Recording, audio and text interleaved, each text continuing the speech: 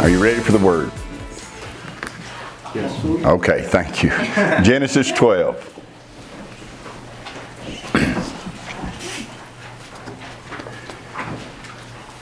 Genesis chapter 12.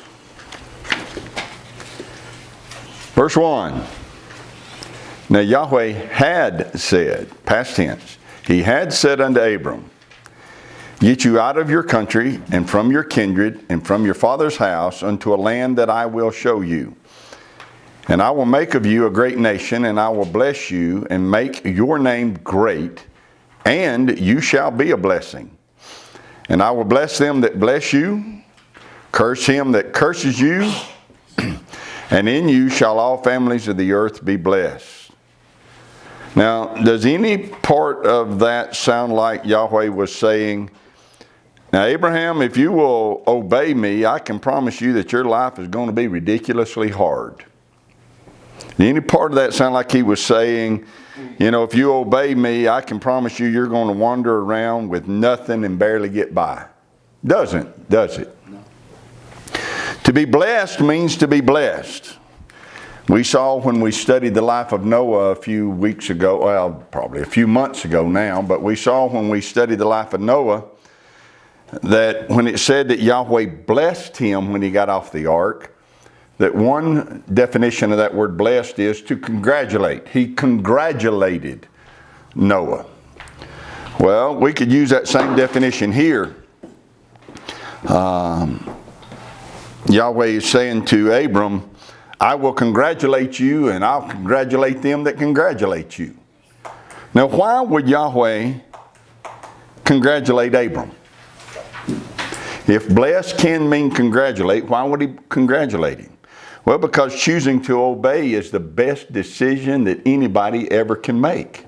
The best decision for their life, the best decision for their family, the best decision for their future, the best decision you can ever make is choosing to obey. Listen to what Yahweh said. Yahweh said, if you will, I will. You do this, I'll do this. You obey me, and I'm going to go to work for you. I'm going to go to work on your behalf. If you will, I will make you a great nation. I will make your name great, and you shall be a blessing. What a statement that is. You shall be. You will embody, you will personify, you will demonstrate what being blessed looks like. You shall be a blessing. We don't have to read very far before we discover exactly what Yahweh meant by all of these promises in those first three verses. You drop down to verse 16 and it says this, and he, talking about Pharaoh, entreated Abram well for her sake, and he, Abram, had sheep and oxen and he asses and men servants and maid servants and she asses and camels. Now again, we pointed out last week that this does not say Pharaoh gave those things to Abram. It says that Abram had them. He had all of these things. The implication here in verse 16 is that Pharaoh did not kill Abram and take them away from him, which was Abram's concern when he went in there, that Pharaoh would kill him and take his stuff and take his wife. But he did not do that. Well, how many sheep, how many oxen, how many he and she asses and servants did he have? Again, we don't have to read very far to find out. You just go down a few more verses to chapter 13 and verse 2, and here's what it says. Abram was very rich in cattle. That's a reference to all of his animals. He was very rich in cattle, in silver, and in gold. The word translated very there, in Hebrew it means vehemently, or powerfully, or wholly, or completely. The word rich is a Hebrew word that means to be heavy with something, to be loaded down with something. We use that same terminology today, don't we, to describe somebody that's extremely rich. We say, man, he's loaded, right? Okay. Well, Abraham was very loaded. He was powerfully loaded with cattle, silver, and gold. He had so many cattle, we'll read about later on, that the land was not able to bear all of his cattle and the cattle of Lot. The land wasn't able to produce enough for both of them to bear the needs and necessities of both of them. And we could easily surmise that those cattle didn't take care of themselves, right?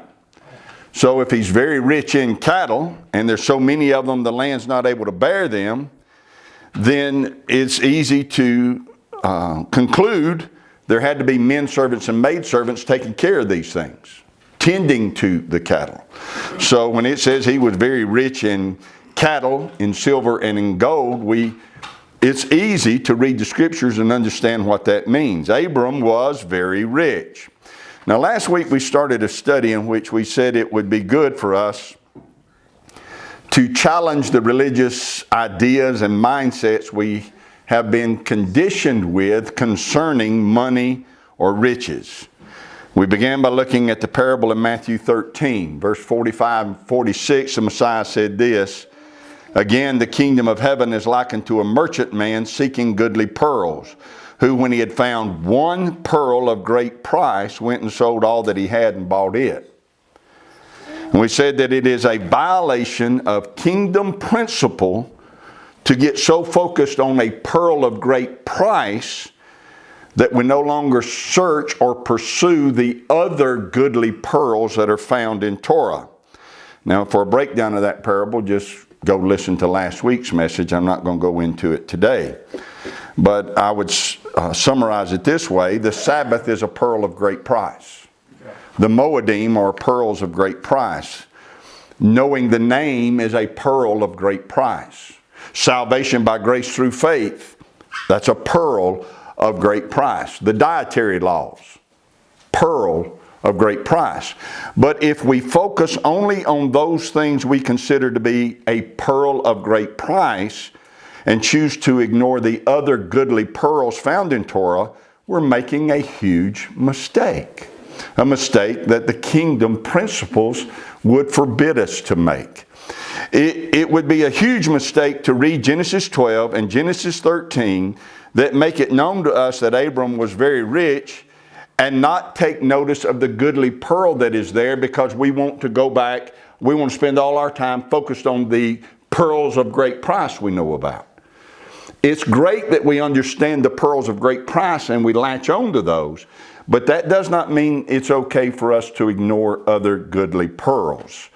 Studying what the Bible says to us about Abraham being rich does not mean that we do not place great value on those pearls of great price. Instead, it means that we value all of the pearls found in Scripture. So, let me recap briefly what we said last week. Thank you. That's not bad. I mean, that's not good, is it? Recap. Oh, y'all are listening, so that's good. Thank you for your empathy and sympathy. I appreciate it. Last week, we pointed out that Abram grew up with a father in what kind of a home? A godly home? A righteous home? No. Pagan home. His job was to create pagan deities. He was one of the top guys who created pagan deities. Abram lived in Ur of the Chaldees, which is a region that was devoted to worshiping demon spirits, and was devoted to warring against Yahweh and anything to do with Yahweh. He lived in the days of Nimrod and the Tower of Babel. He lived in the days when the earth was divided by powerful earthquakes that caused the continents to divide. He lived in times of drought. He lived in times of famine. He lived in times of wickedness that was unrestrained. Yet despite all of that, he was very rich. He didn't look around at all of those things that we just mentioned and go hide and live in seclusion and live in poverty. Instead, he prospered. I think this is a wake-up call to us. Consider this in your thinker. You have one. You've got a thinker, so consider this. There has never been a time when there weren't wicked leaders and crooked politicians devising evil. Every generation has had them. There have always been enemies of Yahweh who want to destroy Torah and everyone who keeps it. Every generation has had them. There have in every generation been droughts and famines and diseases and wars. There has never been a generation on earth when there was peace. Never. There have always been wars. There have in every generation been pestilences and tribulation, and there have in every generation been people who were crying out, "These are the last days. These are the last days." In every generation. And this has caused, I think, far too many Torah keepers to focus on what's going on around them instead of focusing on finding and walking in the blessings that Yahweh promises to those who obey Him. Yeah. Am I saying that we shouldn't be concerned about the end of days? Yahweh forbid. We certainly should. But what I am saying is that the cable news networks will not make us aware of what we need to be aware of in preparation for the last days. To the contrary, they hinder our ability to be aware of and prepared for the last days. Watching and listening to them produces fear, not faith, and dulls our ears to the Ruach HaKodesh. If there are things we need to know and do in preparation for the end of days, those things will not be discovered through the fear-mongering tactics of cable news. And you understand their motive is not to help us or prepare us. They don't sit around in their board meetings and say, how can we get up in the morning and help people? That's not their motive at all. Their motive is to keep us afraid, broke, and silent. Their motive is not to help. That's not why they're on the air, and we need to keep that in the forefront of our thoughts. Understand that Abram was not afraid, he was not broke, and he was not silent. We need to be like Abram. His mindset was different than ours. I think we've been conditioned to believe that if we keep Torah, it means that we're never going to have much. We've been conditioned to look for and expect persecution and rejection. But what if we reconditioned ourselves to look for and expect to be blessed? Let me say it again. Abram lived in more wicked times than we do. How is that possible? It is a reality. He lived in more wicked times than we do, and he was very rich. Abram lived in the days of Nimrod. He was very rich. Abram lived in the days of the Tower of Babel. He was very rich. Abram lived in the days of Sodom and Gomorrah. Such wickedness that it had to be destroyed with hellfire and brimstone, and yet he was very rich. Abram lived in the days of some catastrophic famines when food was extremely scarce, and yet he was very rich. The famine didn't break him. Right. The famine didn't put him under. He walked right through it. He was very rich. He went into Egypt rich, and he walked out of Egypt rich. Yahweh said, I'll bless you going in, and I'll bless you coming out. He went in rich, he came out rich. We've been conditioned to read Genesis 13 and not see what it says. Here's what it says. He was very rich in cattle and in silver and in gold. Let's be willing to look at those words and consider the possibility that Yahweh would be willing to do the same for us. Amen. We should challenge any belief and any thought and any action in our life that does not consider that that might also be possible for us. Now, last week I had you start some practical things, and I had you write in a notebook, July 31st, 2021, this is the day that my life changed for good. Did you write that down? Yeah. Good. This is the day my life changed for good. And then we began and wrote this in our book, or should have, with a probing question. I'm going to restate that question.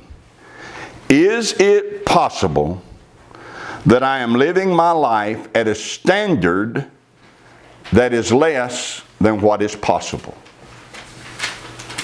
Is it possible that I'm living my life at a standard that is less than what is possible? Now, if it is possible that I'm doing that, then the next question is a very serious one, and that is, well, why? Why am I living at a level that's less than possible? Is it possible that I'm doing that because the world's so wicked there's no way for me to prosper in such a wicked place? I think the life of Abram would tell us that that's not the reason. Is it because Yahweh wants me to live at this level? I think we should throw that out immediately because the Bible tells us differently. There's no biblical support for having either one of those views. So then all of that means that if I am living my life at a level that is below the standard that's possible, the reason is I've been conditioned to not expect more. I've allowed myself to be conditioned to not expect more. We've been conditioned to ignore and count as nothing what Torah says about Abram and about others. We've been conditioned to ignore all of the blessings that Yahweh promises to those who will obey Him and hearken to His voice. It's listed in Deuteronomy 28. I mean, Deuteronomy 28 is just a list of promises. I'll bless you when you go out. I'll bless you when you come in. I'll bless you when you stand up. I'll bless you when you sit down. I'll bless your body. I'll bless your baskets. I'll bless your storehouse. I mean, it's just one blessing right after the other. And somehow or the other, we have placed more value on what Torah says in Leviticus 23 than we have on what Torah says in Deuteronomy 28. Yes, those are pearls of great price in Leviticus 23, the Sabbath and the Moedim. Those are pearls of great price. The dietary laws in Leviticus 11, those are pearls of great price. But Deuteronomy 28 is giving us some pretty good pearls as well, don't you agree? Should we ignore what Torah has to say about gaining riches and being blessed because we want to prove that we're focused on being obedient to Torah? Listen to that question again. Should we ignore what Torah has to say about gaining riches and being blessed because we want to prove that we're focused on being obedient to Torah? Well, you understand how illogical that is? Because Yahweh said, if you will obey me and hearken to me, these blessings shall come on you. So we can't say, well, I'm not worried about the blessings because I want to focus on being obedient to Torah. Yahweh said, you focus on being obedient to Torah, and I'll empty out the blessings upon you. Okay? Real, those blessings are tangible. But they will not come if we do not believe that they are promises made to us. Well, preacher, the Messiah said, seek first the kingdom of heaven and His righteousness. Well, yes, it did. But I would dare to say this morning that if it's possible that any of us are living at a level that is less than what is possible, it's not because we're spending all of our time seeking the kingdom of heaven. If we're not living at the level that's possible, it's not because we're spending all of our time in study and prayer. There's another reason. And it's not seeking first the kingdom that's holding us back.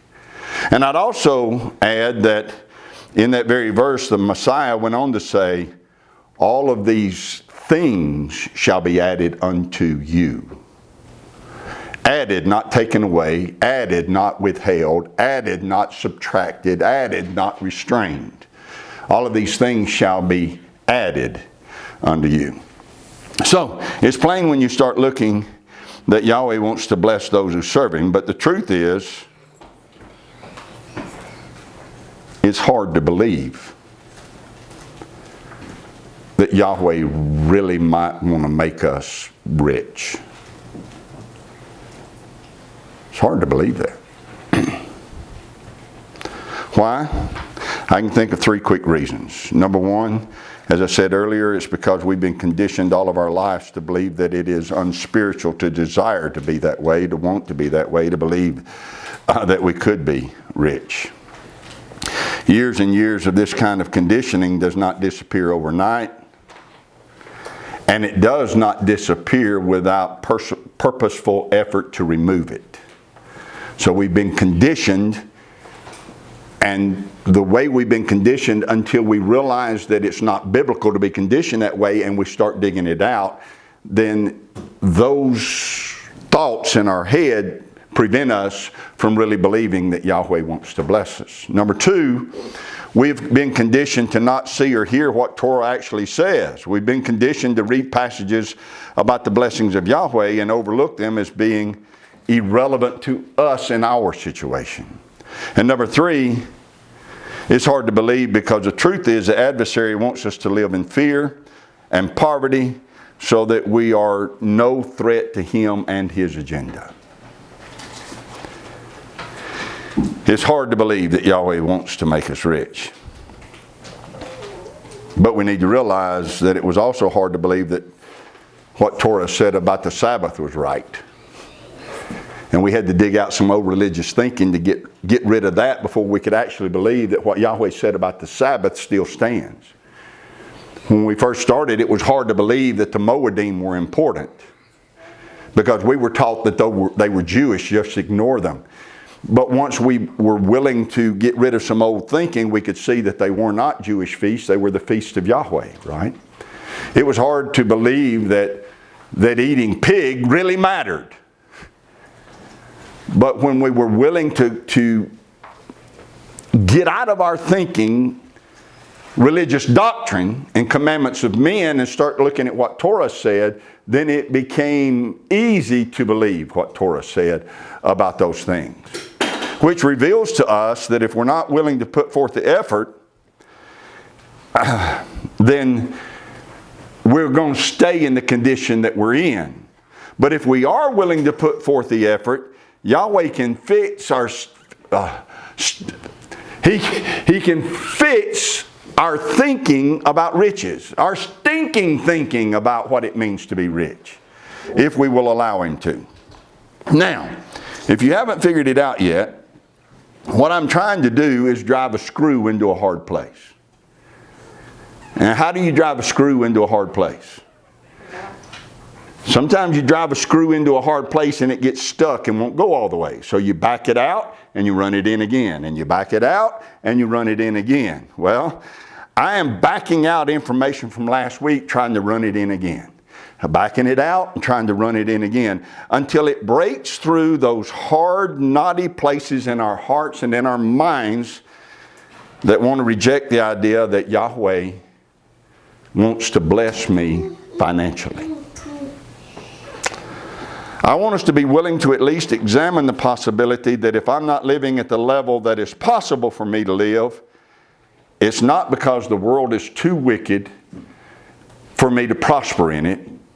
Abram and Jacob and others prove that that's not true. And it's not because Yahweh doesn't want to bless me.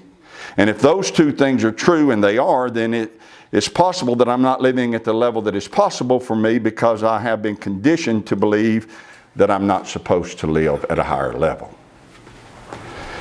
Knowing that to be true, it's necessary we do some practical things to retrain our brain.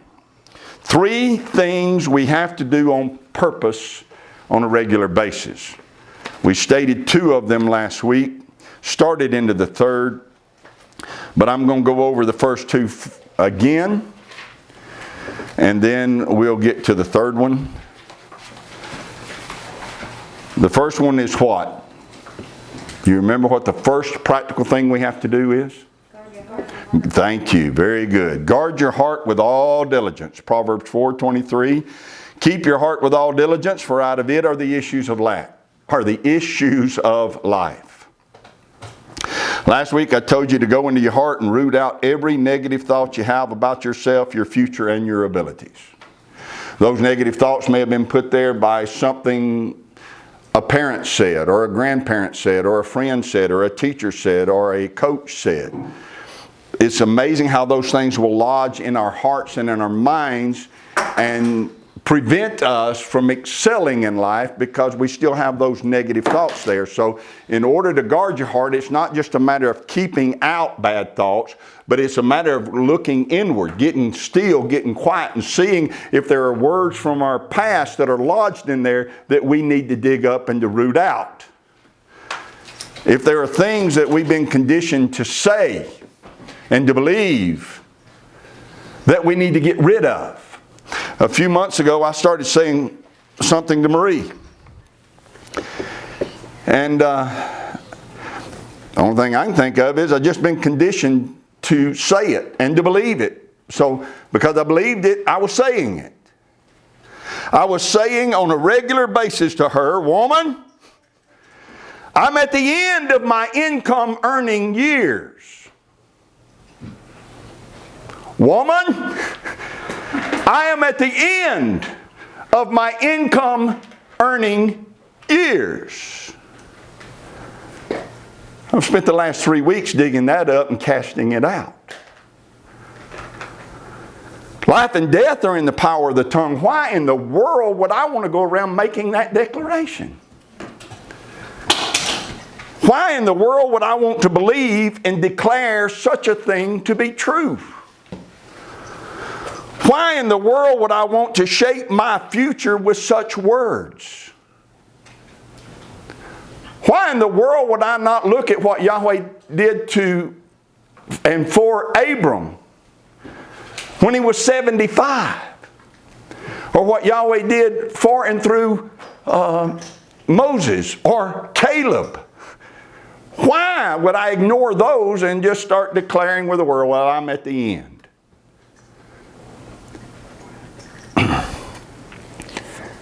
Here's the important question. Who says I'm at the end of my income producing years? You know, I had a thought this week that revealed to me just how negative our thoughts can sometimes be and how strong of a stronghold our thoughts can sometimes produce in our minds. Let me see if you can relate. When you were young or younger, did you ever look at someone who was succeeding in something who was older than you? And did you console yourself that you were not there by saying something like, well, yeah, they can do that, but I can't because look at how much older they are than I. No one wants to give me an opportunity like that because I'm too young. You ever done that? Now let me ask you, as you got older, have you ever looked at someone who is younger than you who is succeeding in something and consoled or excused yourself by saying, well, of course they can do that. Look at how young and vibrant they are. No one wants to give me an opportunity like that because I'm too old. See how that negative mindset works? Consoles us when we're young. Well, yeah, we can't be like that because they're older and more mature. Well, yeah, we can't be like that because they're younger and more vibrant. Your mind will work against you if you don't guard your heart with all diligence. Out of our heart comes the issues of life. We cannot allow our thoughts that are negative to shape our future. Because what we think has an impact on two things. What we think has an impact on what we do, and what we think has an impact on what we say. And what we do and what we say takes us into our future. So guard your hearts with all diligence. Start thinking about being blessed and start declaring that to be true. Now, I'm not talking about name it and claim it, blab it and grab it. That's not what I'm doing. I'm talking about forcing ourselves to get rid of religious teachings and start believing that what Torah actually says about us being blessed is so. If our life truly is going to change for good, we're going to have to deliberately guard our hearts. We cannot feed on the world's songs, news, and fear and expect our thoughts to be right. We have to start feeding our hearts and minds on purpose every day with thoughts of what it means to be blessed and how to get there. A good place to start is Torah. A good place to start is the Bible. It's a good place to start, but it's not the only place to start. All right, write this down. I'm going to give you I don't think I've ever done this before. No, I haven't done this before.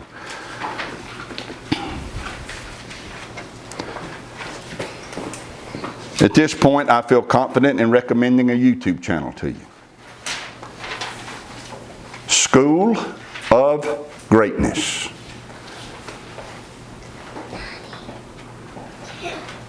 The guy who started that YouTube channel is a guy by the name of Lewis Howes, Lewishowes.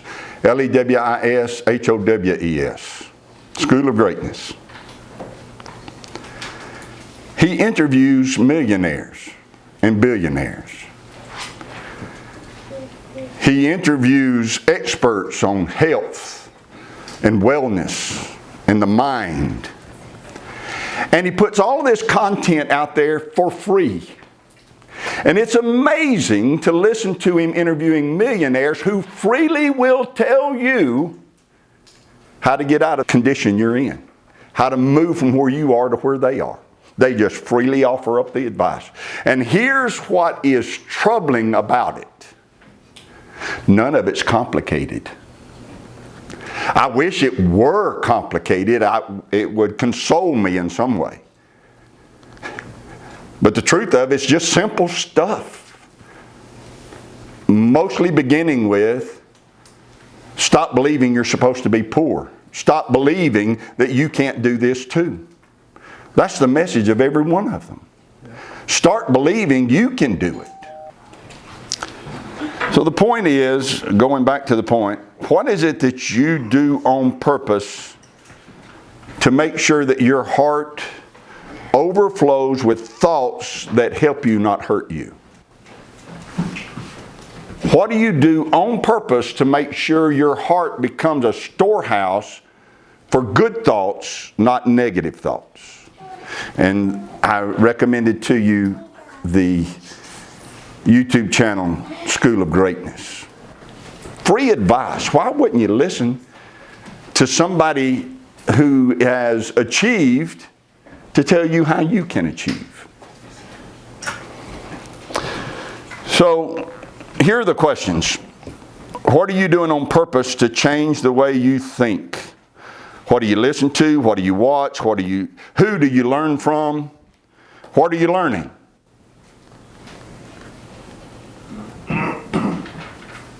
Who do you learn from and what are you learning? I'd say this. I'm going to go ahead and say this. Dave Gates, learn everything you can from the man you work for. This man has figured out how to have his money work for him instead of working for his money. He can be at the beach and his income keeps coming in. Not all of us can say that. He has learned how to be a broker that just passes money from point A to point B and is able to keep some for himself. It is an ingenious business plan that would work in, I would think, almost every arena. Learn all you can from him. Pick his brain, ask him questions. How did you get started? Learn from him. And then teach us. Who are we learning from and what are we learning? So, point number one of the practical things we have to do is we have to guard our heart with all diligence. What was number two? You remember, or have you got it written down? Open your mouth. Open your mouth. Luke chapter 6, verse 45. A good man out of the good treasure of his heart brings forth that which is good, and an evil man out of the evil treasure of his heart brings forth that which is evil. For out of the abundance of the heart, his mouth speaks. Out of the abundance of the heart, his mouth speaks. And what does his mouth speak? What's in his heart in abundance. So that's the reason we have to guard our heart with all diligence first and make sure that our heart's filled with good treasures that cause us to say good things. So here's practical advice. Do this on purpose. Find something you can believe and write it down and start saying it to yourself. And start saying it out loud. Not to somebody else, just start saying it out loud. I even suggested to you last week this phrase, I am happy and grateful today because blank. You fill in the blank. What are you happy and grateful about? And declare it to be so even if it's not yet so.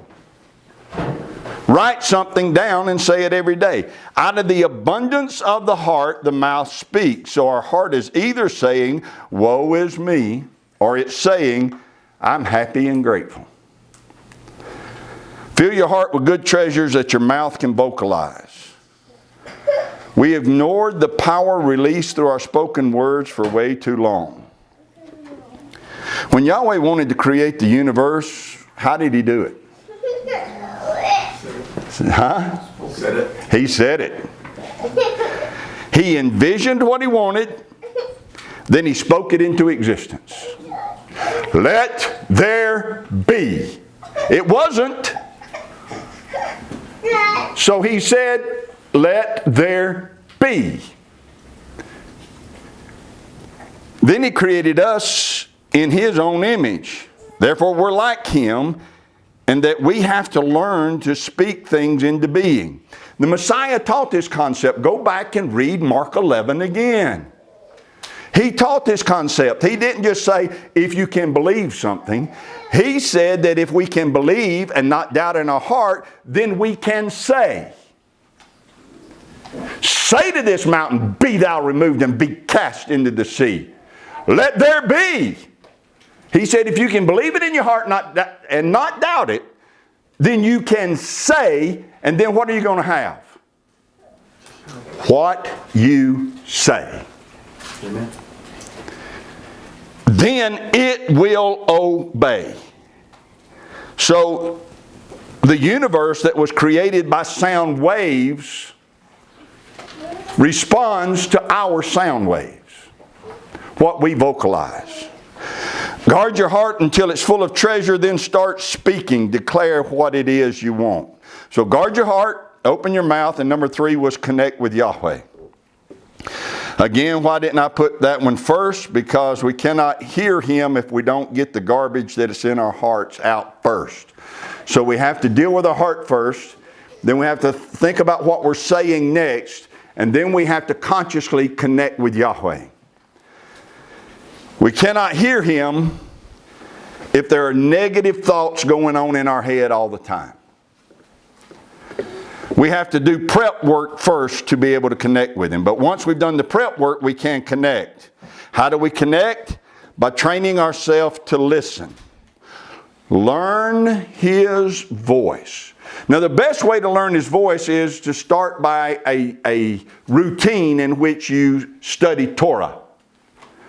It is instruction from Him.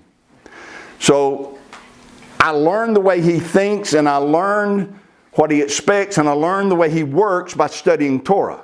However, you can devote 50 years to studying it and it not change your life if you don't also add to what you're studying a belief that it's supposed to be true in our lives as well. We have to train ourselves to know how He thinks and the words He uses, but then we also have to train ourselves to listen for His voice on the inside. Yahweh wants to give us ideas. He wants to warn us. He wants to direct our steps. But if we keep going through life aimlessly, mindlessly, without listening at all, then He cannot get us to where He wants us to be. So this is practical advice.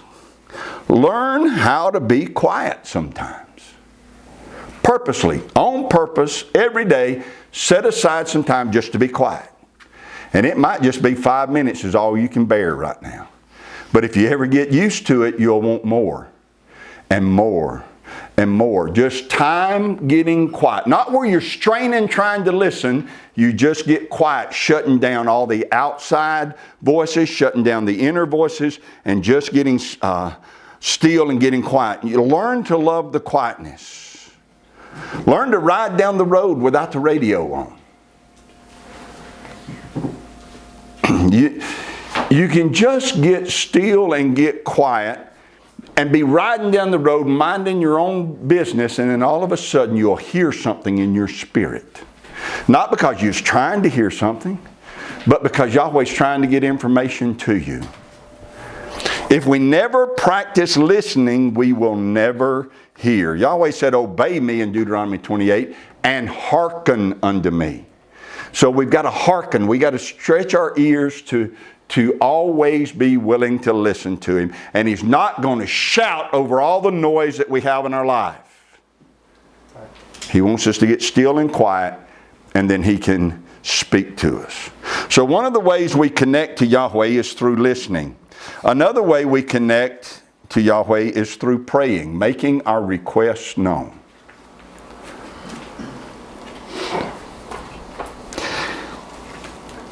We have to let Yahweh know what we want.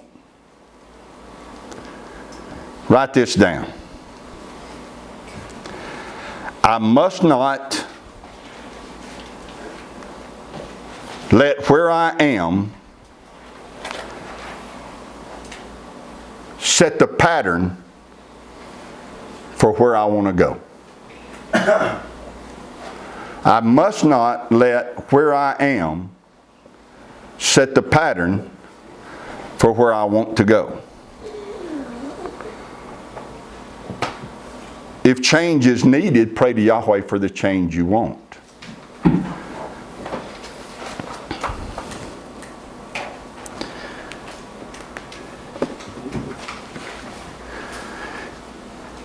It has been said, don't remember who said it, I think it comes, well, I think the saying's over 2,000 years old, but it has been said, if you don't change directions, you just might end up where you're headed. If you don't change directions, you just might end up where you're headed. Now think about that. If you don't, you just might. Now those words can either excite you and encourage you or alarm you. If you're headed where you want to go, then stay the course. Don't quit. Keep on keeping on. You're very likely to get there. Yahweh will push you forward. If you don't change your direction, you just might end up where you're headed. If you're headed in the right direction, that's a great thing. But if you're headed where you don't want to go, then know this. If you don't change, you just might get there. If you don't change the way you think, if you don't change the way you talk, if you don't change the things you listen to, if you don't change the things you read, if you don't change the time you waste, if you don't change the people you allow to influence you, if you don't change your unwillingness or your inability to hear the voice of Yahweh, if you don't change, you're very likely to end up where you're headed. This morning I'm going to close. I'm not promising it to be a quick closing, but I am going to close by revisiting 2 verses in 1 Chronicles 4. That tell us about the prayer of a man named Jabez. Way before the Soggy Bottom Boys ever sang about a man of sorrows, Jabez embodied that title. He was a man of sorrow, or at least others considered him to be. I want to read those two verses found in 1 Chronicles chapter 4, verse 9 and 10. And Jabez was more honorable than his brethren. And his mother called his name Jabez, saying, because I bear him with sorrow. The word translated honorable there is a Hebrew word kabod. It means to be heavy. In a good sense, we saw earlier that it means to be rich and to have plenty. But it also can be used in a bad sense, and it can mean to be a burden or to be grievous. Heavy in the sense of burdensome, or heavy in the sense of grievous. Well, which did it mean here when it said he was more honorable than his brethren? The context indicates that it was meant in a bad sense. His mother called his name Jabez because she bore him with sorrow. His name means one who brings grief, one who brings sorrow. So, when it says he is more honorable than his brethren, what it's saying is he was a greater burden upon his mother than his brothers were. And his own mother declared to him every day, you are the reason for my pain. You are the reason for my grief. You are the reason for my sorrow. Now, who among us can top that story? That from the day you were born, your mother declared you to be a sorrow or a cause of sorrow. How bad was our home life? What environment did we come out of? The quickest and easiest excuse any of us can use to stay where we are and not to rise to the level of an Abram is to blame our home life. But if we would just look and see, most of those who rose to places of great riches, most of them came out of troubled home lives. Very few of them had a perfect home. In the Bible it's true, and in the world it's true. You listen to the testimonies of those who have made it, and most of them, when they go back far enough, will tell you how a teacher told them they'd never make it. How a parent abused them, or how dysfunctional their family was. But they didn't use those excuses to stay where they were. They chose to rise above it. There's something about resistance that works to make those who will face it strong. The more resistance you face in life, the stronger you become if you face it. Resistance crushes those who are looking for an excuse to remain where they are. But resistance and hard times and tough times make those who stand against the resistance stronger. Jabez was reminded every day that he was a pain. Now, he could have moped around and felt sorry for himself and self-medicated on alcohol and drugs and had a lot of self-pity, but he didn't do that. Instead, he decided to believe that he didn't have to stay that way. He decided to believe it could be better. And you know what happens when anyone dares to believe like that? It started to affect how he thought and how he talked. It affected, he changed, he started believing it could be different, so he started thinking that it could be different, and he started talking like it could be different. He started hoping and asking. You realize that if he starts believing that it can change, hoping that it will change, and asking for it to change, do you realize that what he's doing? He's reaching into the future. Does that bother you? He's reaching into the future. Listen to what Paul said. He said this in Romans 8:24. We're saved by hope. But hope that is seen is not hope. For what a man sees, why does he yet hope for it? But if we hope for that we see not, then do we with patience wait for it.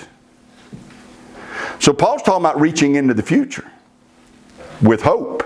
Thoughts have to start reaching there with hopes that we want to see. You cannot hope for what you already have. So it's purely logical to hope for something that you do not yet possess. And listen to verse 25 of Romans 8.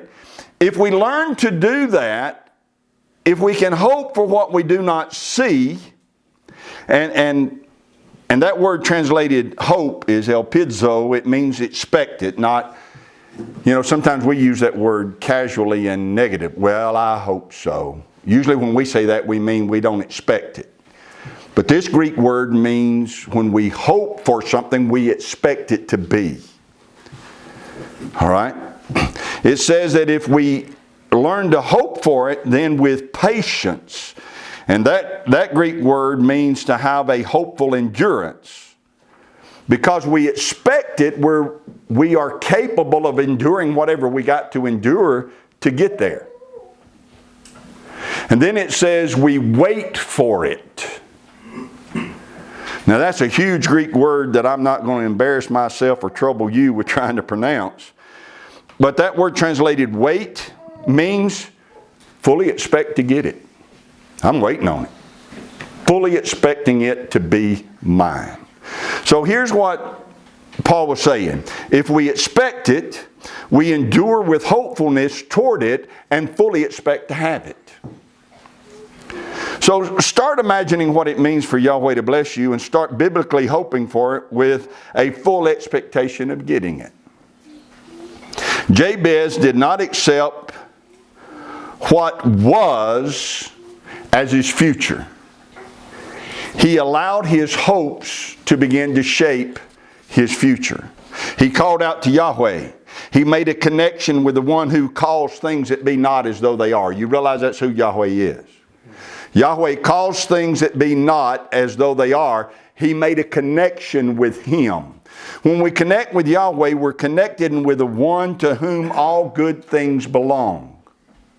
And He's not concerned with where we are right now or where we were. Doesn't concern Him at all. He does get excited when we get excited about the possibility of imagining where we could be. That excites Him. But He doesn't care about where we are or where we were. He does care when we get excited about what might be. He's not concerned with our lack of strength. Why would that concern Him? He has all strength. He's not concerned with our lack of wisdom. He's got all the wisdom we need when we connect together. He just wants us to believe that it's possible to live blessed. Once we believe it, we will imagine it, hope for it, and call for it, and fully expect to get it. That's what Jabez did. This man of sorrow, if he can do it, then so can we. Now, in 1 Chronicles 4, his prayer is written down. Do you know what that means? You ever read 1 Chronicles 4? What's 1 Chronicles 4 about? Begets and begets and begets and begets. This one begat that one, and this one begat that one, and he begat this one, and that one begat this one, and it's just one beget right after the other. But all of those begets got interrupted when they mentioned the name of Jabez, for Jabez prayed. Do you know what that means for them to have written that down? To stop all those begets and pause just long enough to write down his prayer? That means he prayed it a lot. He didn't just pray it once and go away. He prayed it a lot. You ever called on Jabez to pray? He's going to, in that prayer, say these words. This is what he's known for.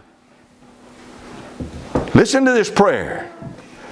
Jabez called on the Elohim of Israel, saying, "Oh, that you would bless me indeed, and enlarge my coast, and that your hand might be with me, and that you would keep me from evil, that it might not grieve me." And Elohim granted to him that which he requested. Let's make his prayer real so that we know exactly what he was asking for. He said, "Bless me indeed." What does that look like for you? Where do you need blessing? I would say if you're going to pray the prayer of Jabez, when you pray it, break it down mentally. And even start vocalizing it. Yahweh, bless me indeed. Bless me with ideas. Bless me with connections. Bless me with promotions. Bless me with wisdom. Bless me with revelation knowledge. Bless me with oratory skills. Bless me indeed. What does it look like for you? Bless me with favor. Bless me indeed. Imagine it and ask for it. Don't just say, "Bless me." Know what that blessing looks like and smells like and tastes like and feels like. Ask specifically for that blessing. Bless me indeed.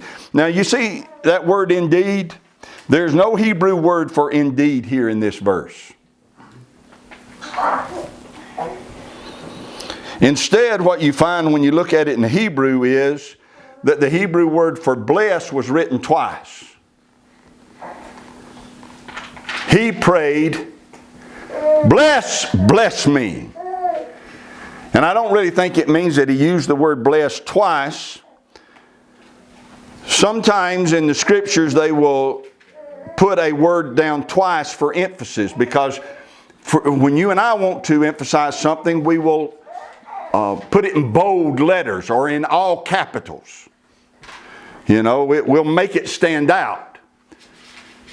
In the scriptures, what they will do is repeat a word twice so that you know they're emphasizing it. So what this tells me is that when Jabez prayed, he was not bashful. And he was not hesitant. He said to Yahweh, "Bless me!" Out loud. "Bless me!" If we cannot envision what the blessing looks like and feels like and tastes like, we can't properly pray this prayer. And if we're too timid to ask for it, then we're not going to get it. So I want you to write this down.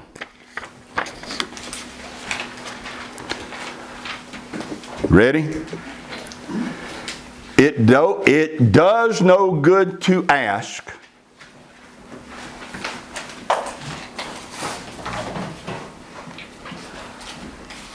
if you think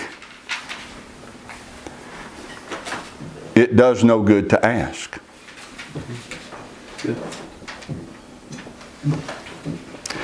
It does no good to ask if you think it does no good to ask. We have to start believing that asking is a good thing, and that we have to ask for what we want. Jabez said, "Bless me." And then he said this, "Enlarge my coast." What's he asking for? What does that phrase mean, enlarge my coast? He's asking for property. He's asking for possessions. He's asking for influence.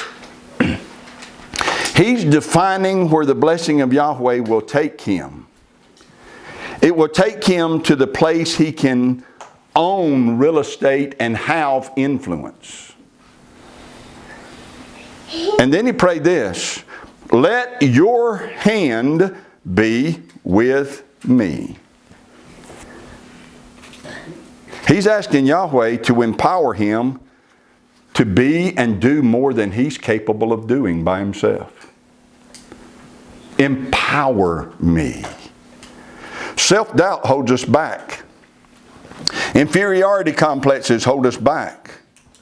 So we need to start every day asking Yahweh to empower us, and then leave our house believing that he can do more than we think he can.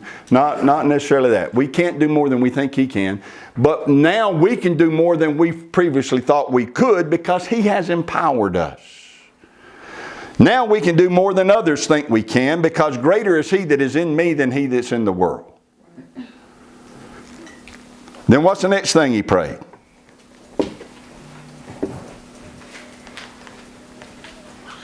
What's the next thing he said?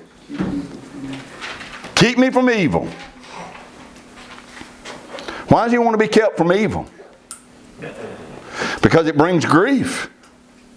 Keep me from evil, that it might not grieve me. It doesn't make us holier. It doesn't make us more righteous. It grieves us.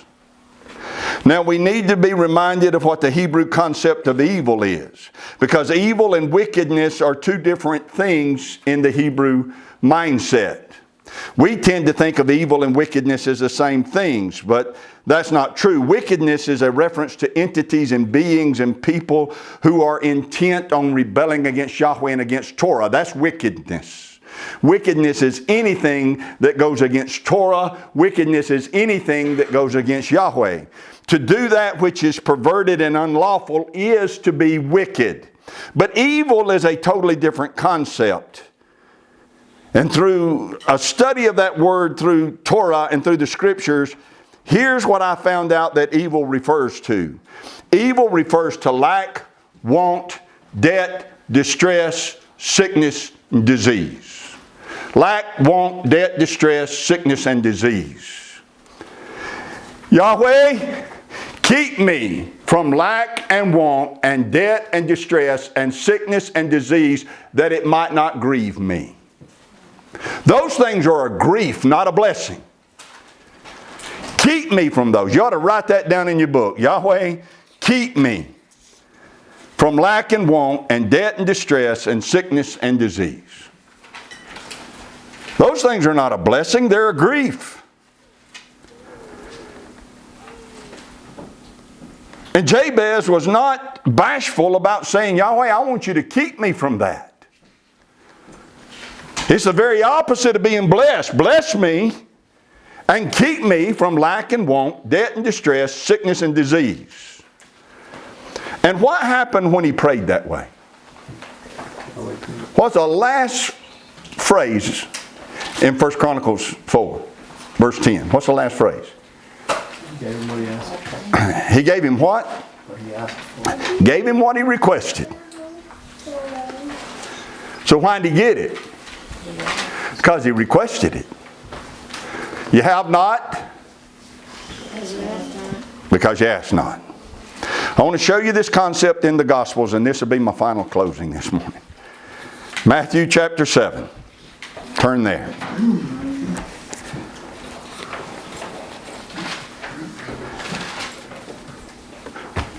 Matthew 7, look in verse 7. Ask, and it shall be given unto you. Seek, and you shall find. Knock, and it shall be opened unto you. For everyone that asks, receives. And he that seeks, finds.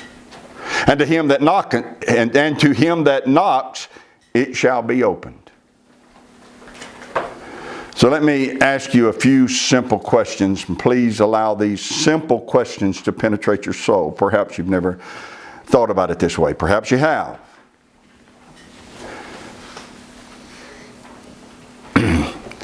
He that asks, it says it is given to him. So my question is this: what gets given to him?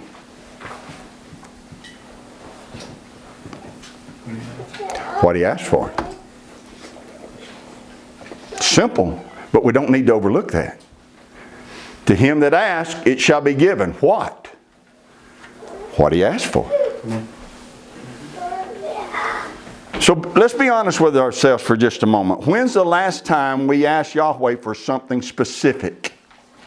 And we did it so regular that if somebody was listening to us pray, they would know exactly what it is that we're always asking Yahweh to do for us.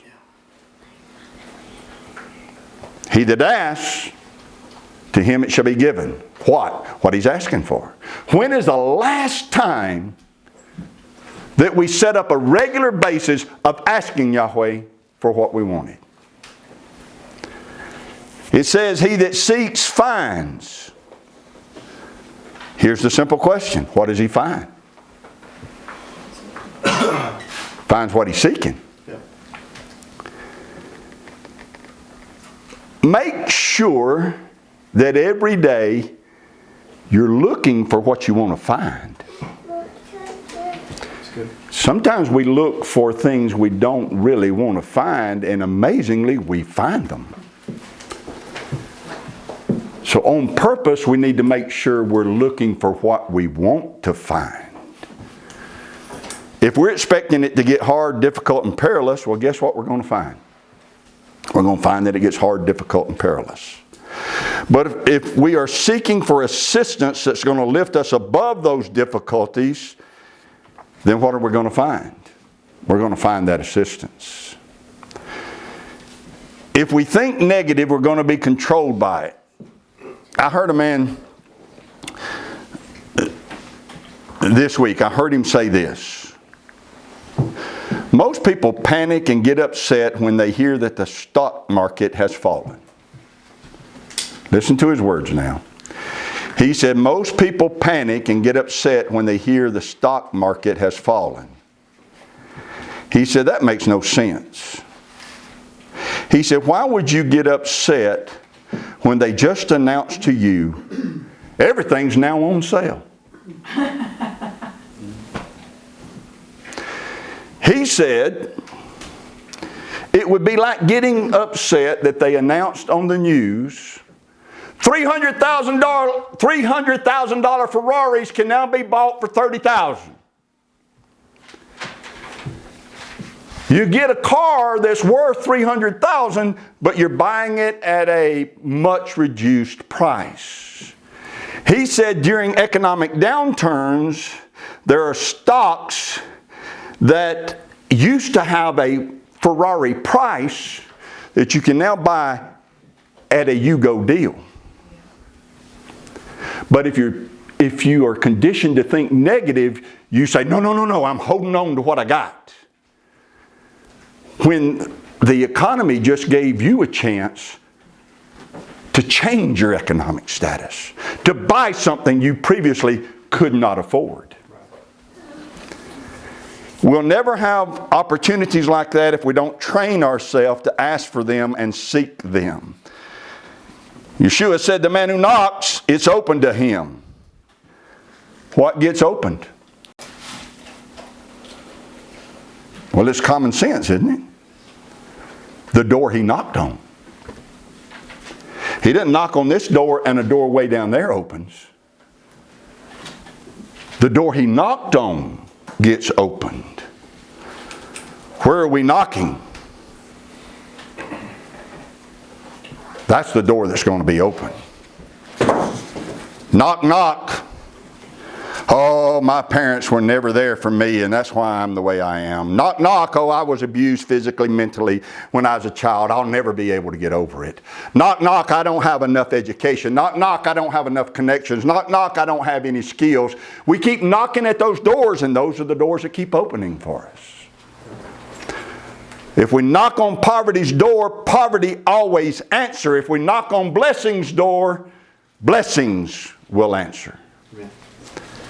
Ask for what you want, seek for what you want, knock on the door that you want to open. Reach into the future with hope, endure till you see it, and fully expect to have it, and you will have it. The Bible says so, not me. The Bible says so. This is the day my life changed for good. Why? Because this is the day that I learned to guard my heart with all diligence. This is the day that I learned to open my mouth and declare what I want to be and to reach into my future with hope. This is the day that I made a connection with Yahweh, and I understood that if He and I are going to work together, I got to start asking Him for what He wants to already give me, but I have it not because I'm not asking. Stand up.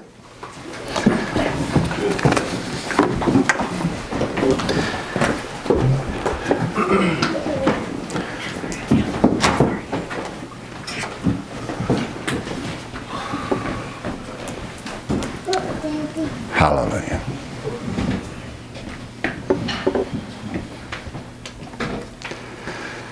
If we are living in a level, if it's possible that we're living in a level that is below the standard of what is possible, we didn't get conditioned to be this way overnight. And it's not going to change overnight. But right now we can start to change if we'll do it on purpose. So listen carefully to the words that you have been hearing Sabbath after Sabbath for over 19 years. Yahweh bless you and keep you. Yahweh make His face shine upon you and be gracious to you.